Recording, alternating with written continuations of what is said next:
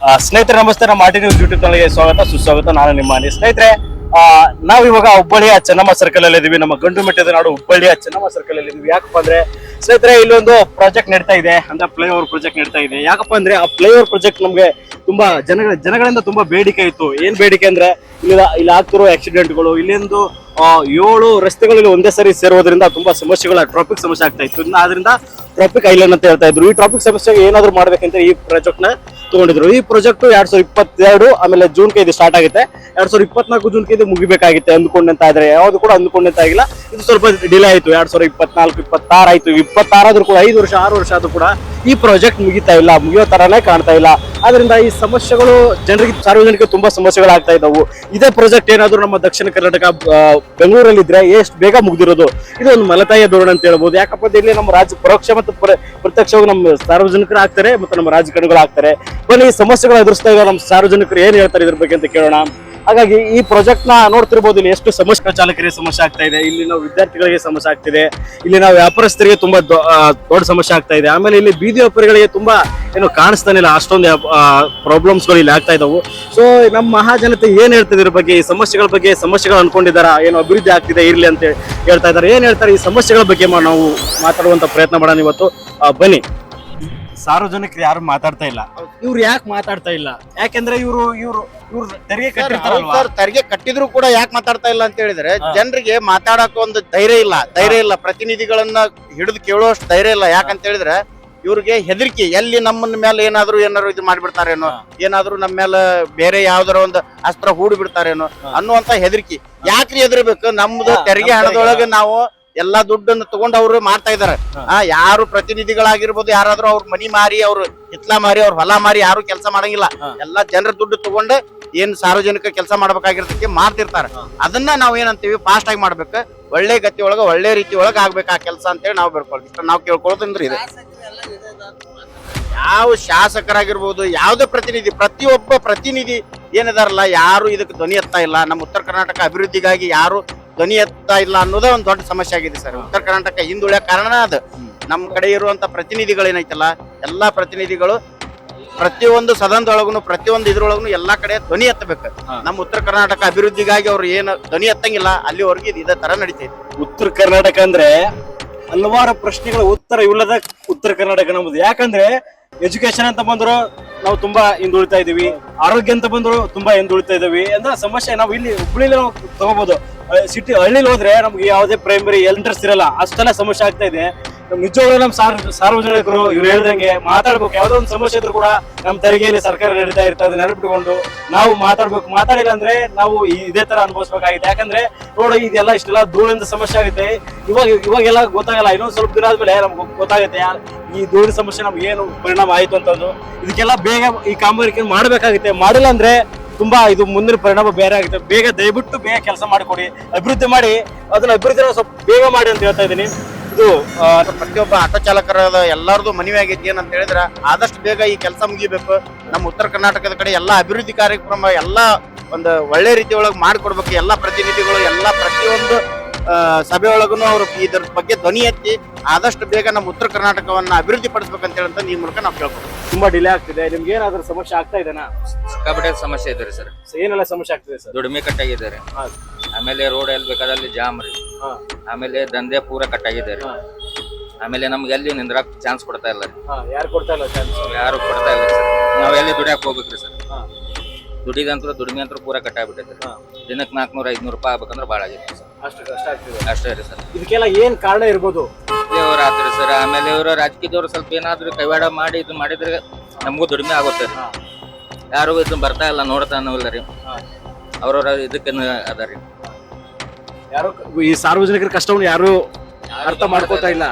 ಇದನ್ನ ಬೇಗ ಮುಗಿಸ್ಬೇಕು ಅಂತ ಅನ್ನೋ ಮಾತು ಯಾವ ರಾಜಕಾರಣಿಯಿಂದನೂ ಬರ್ತಾ ಇಲ್ಲ. ಜನಗಳ ಕಡೆಯಿಂದನೂ ಬರ್ತಾ ಇಲ್ಲ, ರಾಜಕೀಯವ್ರ ಕಡೆಯಿಂದನೂ ಬರ್ತಾ ಇಲ್ಲ ರೀ ಸರ್. ಬೆಂಗಳೂರಲ್ಲಿ ಇದ್ದಿದ್ರೆ ಆಗ್ಬಿಡೋದ್ರಿ. ಎಲ್ಲ ಕೆಲಸ ಮಾಡೋರು ಅದಾರ, ಇಲ್ಲಿ ಕೆಲಸ ಮಾಡೋರಿಲ್ಲ, ಕೆಲಸಗಾರಿಲ್ಲ ಇಲ್ಲಿ. ಯಾಕಿಲ್ಲ? ಇದು ಉತ್ತರ ಕರ್ನಾಟಕ ಅಂತಾನೋ ಏನ್ ಜನ ಕೇಳಲ್ಲ ಸರ್. ಇವ್ರಿಗೆ ಜನಗಳು ಕೇಳಲ್ಲ, ಸುಮ್ಮನೆ ಇರೋದು ಕೇಳಲ್ಲ. ಸುಮ್ನಿರೋದಕ್ಕೆ ಬೇರೆ ಕಡೆ ಹೋಗ್ರಿ, ಬೇರೆ ರಾಜ್ಯದಲ್ಲೆಲ್ಲ ನೀವು ಕೇಳ್ತಾರ. ನೆಕ್ಸ್ಟ್ ತೊಂಬರಲ್ಲ ಅವ್ರನ್ನ, ನೆಕ್ಸ್ಟ್ ತರಲ್ಲ ಅವ್ರನ್ನ. ಇಲ್ಲಿ ಹಂಗ ಯಾರು ಕೇಳಲ್ಲ, ಅಬ್ಜೆಕ್ಷನ್ ಮಾಡಂಗಿಲ್ಲ ಜನ. ಮುಖ್ಯವಾದ ಕಾರಣ ಏನು? ಜನಗಳೇ ಮೇನ್ ಮುಖ್ಯವಾದ ಕಾರಣ. ಈಗ ಅವ್ರವ್ರ ಕೆಲಸದಲ್ಲೇ ಅವ್ರ ರಗಡ್ ಆಗೈತಿ, ಇದನ್ನ ಇವ್ರಿಗೆ ಎಲ್ಲಿ ಕೇಳ್ತಾರೆ? ಬುದ್ಧಿವಂತರಿಲ್ಲ ಹುಬ್ಬಳ್ಳಿಯಲ್ಲಿ. ಇಷ್ಟೊಂದು ಆರೋಗ್ಯ ಸಮಸ್ಯೆ ಕೂಡ ಆಗತ್ತ ಧೂಳಿಂದ. ಧೂಳಿಂದ ನೋಡ್ರಿ ಇಲ್ಲಿ ಎಲ್ಲಾ ನಾವು ಹಾಕೊಂಡು ದವಾಖಾನಿಗೆ ಹೊಡೆಯತ್ತೀವಿ ದುಡ್ಡನ್ನ. ದುಡ್ದಿದ್ದಾರದ ದುಡ್ಡು ಮೊದ್ಲೇ ಬಿಸ್ನೆಸ್ ಇಲ್ಲ, ಮೂರ್ ಬಸ್ ಸ್ಟ್ಯಾಂಡ್ ಆಗಿ ಎಲ್ಲಾ ದವಾಖಾನಿಗೆ ಹಾಕುದು. ಧೂಳ ಎಲ್ಲಿ ಮುಟ್ಟಿದ್ರೆ ಎಲ್ಲಾ ಕಡೆ ಧೂಳರಿ ಇಲ್ಲಿ. ಜೀವನ ಹೆಂಗ್ ಮಾಡ್ತಾ ಇದೀರ ಇವಾಗ? ಏನ್ ಮಾಡ್ತಾರೆ ಸರ್, ಬದುಕ್ಲೇಬೇಕಲ್ಲ ನಮ್ಮಂತವ್ರು. ಮತ್ ದೇಶಾಂತರ ಬಿಟ್ಟು ಹೋಗಕ್ ಆಗಂಗಿಲ್ಲ, ಬದುಕ್ಲೇಬೇಕು. ಮತ್ತೆ ಬದುಕ್ತಾ ಇದ್ದೇವೆ ಅಷ್ಟೇ, ಮತ್ತಿನ್ನೇನು. ಒಂದು ಆಟೋ ಡ್ರೈವರ್ ಮಾತು ಯಾರು ಕೇಳ್ತಾರೆ ಸರ್? ನಮ್ಕಿನ್ನ ಎಜುಕೇಟೆಡ್ ಅದಾರ, ಯಾಕೆ ಅಪೀಲ್ ಮಾಡಕ್ ಕುಂತಿಲ್ಲ ಇವ್ರು? ವರ್ಕ್ ಆಗವಲ್ದು ಅಂತೇಳಿ ಮಾಡ್ಬೇಕಲ್ರಿ? ಹೌದು. ಮತ್ರಿ ಒಂದು ಆಟೋ ಡ್ರೈವರ್ ಗೊತ್ತಕ್ಕೈತಿ, ಒಂದು ಕಸ ಹೊಡೆಯವ್ರಿಗೆ ಗೊತ್ತಕ್ಕೈತಿ. ಈ ಎಜುಕೇಟೆಡ್ ಅವ್ರು ಏನ್ ಮಾಡಕ್ ಕುಂತಾರೆ? ಹಾಕ್ಬೇಕಲ್ಲ, ಯಾರು ವೇಟಿಗೆ ಅರ್ಜಿ ಹಾಕ್ಬೇಕು. ಯಾಕೆ ಕೆಲಸ ನಿಂತೈತಿ, ಯಾಕೆ ತಡ ಆಗತೈತಿ? ಬೇಗ ಮುಗಿಸ್ರಿ, ಮುಗಿಸ್ಕೊಡ್ರಿ, ಲೋಕಾರ್ಪಣೆ ಮಾಡ್ರಿ.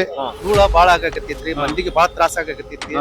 ಅವ್ನ್ ಎಲ್ಲಿ ಹೋಗ್ಬೇಕ ಎಲ್ಲಿ ಇಲ್ಲ, ಅಲ್ಲಿ ಒಮ್ಮೆ ದಾರಿ ಬಂದಿರ್ತೈತಿ, ಇಲ್ಲೊಮ್ಮೆ ದಾರಿ ಬಂದಿರ್ತೈತಿ. ಹೆಂಗ್ ಹೋಗ್ಬೇಕ ಅನ್ನೋದು ಇದಾಗಕತ್ತಿಲ್ಲ, ಬಾಳ ತ್ರಾಸ ಆಗಾಕತ್ತೈತಿ ಜನಕ್ಕೆ. ನಿಮ್ ದುಡಿಮೆಗೆ ಏನಾದ್ರು ಹೊಡ್ತ ಬೀಳ್ತಿದೆ? ಬಾಳ ಹೊಡ್ತ ಬೀಳ್ತೈತಿ, ಬಾಳ ಹೊಡ್ತ. 500 ರೂಪಾಯಿ ದುಡ್ಬೇಕಂದ್ರ ಮಳಿಗಿನ ತಳಿಗ್ ಆಗಾಕತ್ತೈತಿ, ಕಷ್ಟ ಆಗ್ತದೆ. ಹೆಂಗ್ ಕಷ್ಟ. ಜೀವನ ಹೆಂಗ್ ನಡೆಸ್ತಾ ಇದ್ದೀರಾ? ಏನ್ ಮಾಡ್ಬೇಕ್ರಿ? ಹೆಂಗ್ರ ಮಾಡಿ ಮಾಡಾಕತ್ತೀವಿ, ಮಾಡಬೇಕಲ್ಲ ಜೀವ ಅಂದ್ರ. ಹೆಂಡತಿ ಮಕ್ಕಳು ಏನಾದ್ರು ಮಾಡಬೇಕು. ಸರ್ ಇದಕ್ಕೆಲ್ಲ ಕಾರಣ ಏನು? ಯಾಕೆ ಈ ತರ ಇವರು ಡಿಲೇ ಮಾಡ್ತಾ ಇದಾರೆ? ಏನ್ ಸರ್, ಇವರೇ ಡೀಲ್ ಮಾಡಾಕತ್ತಾರ ಎಲ್ಲ. ಎಷ್ಟೇ ಕೋಟಿ 300 ಕೋಟಿ ಸಂಕ್ಷನ್ ಆಗೈತಿ, ಫಾಸ್ಟ್ ಮಾಡಾಕತ್ತಿಲ್ಲ ಕೆಲಸ.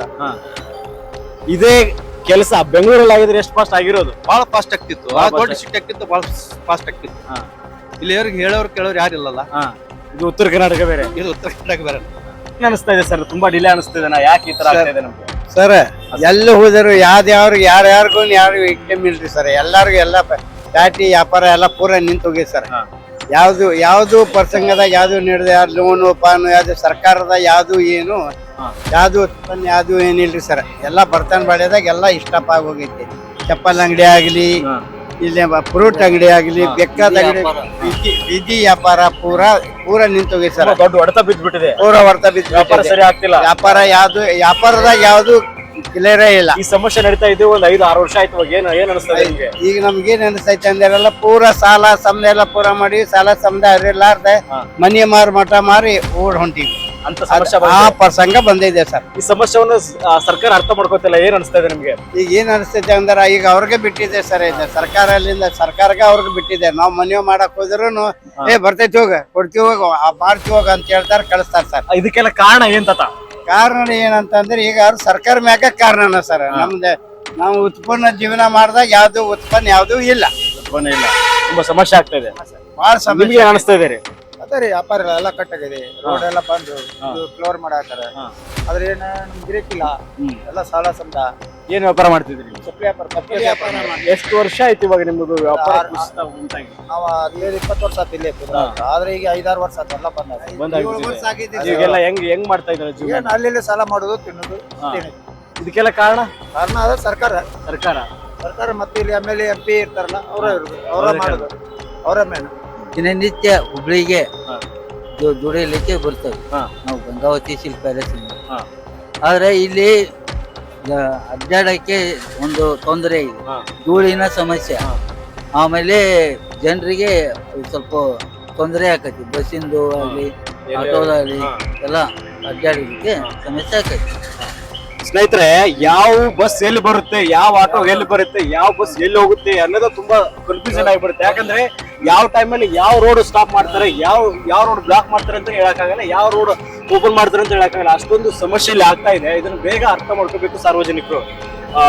ಮತ್ತೆ ನಮ್ಮ ಇಲ್ಲಿ ಹುಬ್ಳಿಯಲ್ಲಿ ಸಂಚಾರ, ವ್ಯಾಪಾರ ವಹಿವಾಟ ಸ್ತಬ್ಧ ಆಗಿದೆ. ಇದಕ್ಕೆಲ್ಲ ಕಾರಣ ಏನಿರ್ಬೋದು ಸರ್? ಮಳೆಯಾಗ ಇಸ್ರದಾಗ ನೋಡ್ತಿಲ್ರಿ. ತುಂಬಾ ನಿಮ್ ವ್ಯಾಪಾರಕ್ಕೆ ಏನಾದ್ರು ಹೊಡೆತ ಬಿದ್ದಿದೇನಾ? ಏನಾದ್ರು ಸಮಸ್ಯೆ ಆಗ್ತದೆ? ವ್ಯಾಪಾರ ಸರಿ ಆಗ್ತಿದೇನಾ?